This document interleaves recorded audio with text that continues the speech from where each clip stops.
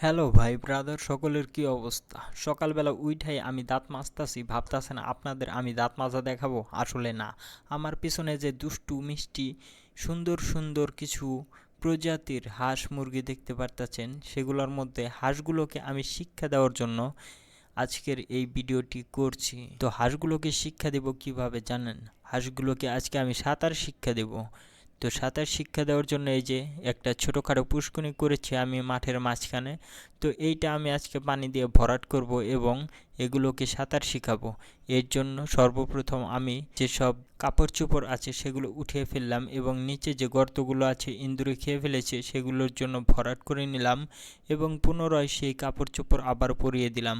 এবার আমার কাজ হলো এই পুকুরটি ভরাট করা। ছোটোখাটো পুকুর ভরাট করতে খুব বেশি সময় লাগবে না। আমি পুত করে পানি ছেড়ে দিলাম এবং পানি ভরাট হওয়া শুরু করে দিছে। এর মধ্যেই আমার দুষ্টু পোলাপানগুলো এসে পড়েছে, এসে এখানে সাঁতার কাটা শুরু করছে। দেখা তো মনে হয় পোলাপানগুলো অনেক খুশি হয়েছে পানি দেখা। তো তারা সাঁতার কাটতেছে, লাফালাফি করতেছে, দৌড়াদৌড়ি করতেছে। আমি তাদের ব্যস্ততা দেখে খুবই খুশি। তারা এপার ওপার করছে আর সুন্দর সুন্দর করে খেলাধুলা করছে।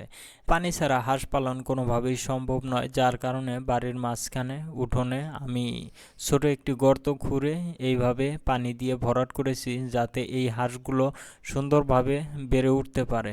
কারণ পানি ছাড়া হাঁস বেড়ে ওঠে না এবং পানি ছাড়া হাঁসের চলাচল এবং খাওয়া দাওয়া খুবই কষ্ট।